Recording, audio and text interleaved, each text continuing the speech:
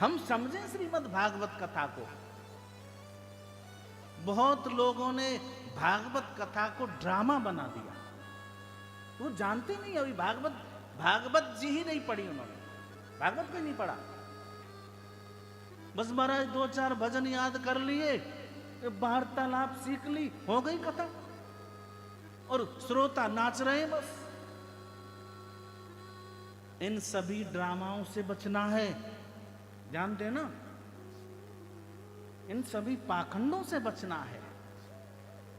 अच्छा सुसज्जित सुंदर विद्वान प्रवक्ता बुलाइए, यदि कथा करानी हो। 1000 लाख श्रोताओं की जरूरत नहीं है, श्रोता एक हो, केवल एक। सुनने वाले हों, 10 श्रोता हों, 20 श्रोता हों, 100 श्रोता हों, काफी है। सुनने वाले हों। भीड़ इकट्ठा करने से कुछ नहीं होता, कुछ नहीं होता। कथा की मनोज्ञता, कथा की मर्यादा, कथा के विषय में पूरी जानकारी, भागवत कथा का नित्य प्रतिदिन अध्ययन, अध्यापन, पाठ, पूजा, तभी तो पता चलेगा क्या है भागवत।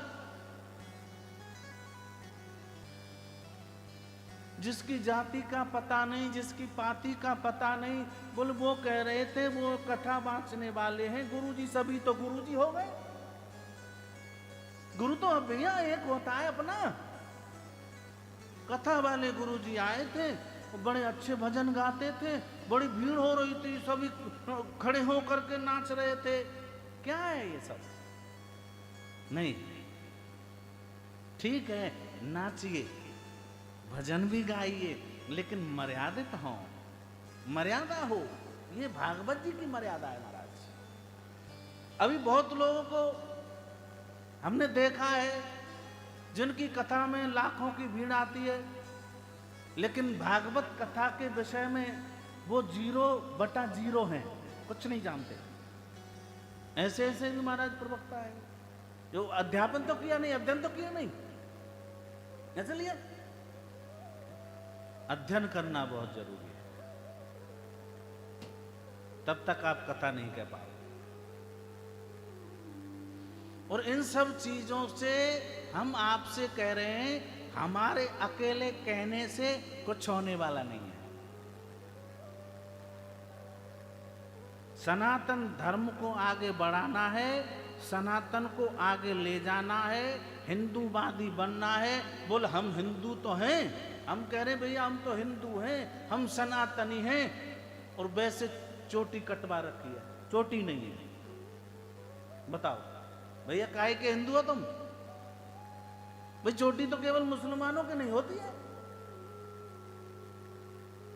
तुम अपनी संस्कृति को, अपने संस्कार को, अपने नियम को, अपने संयम को, अपनी पद्धति को, सबको भूले बैठे हो।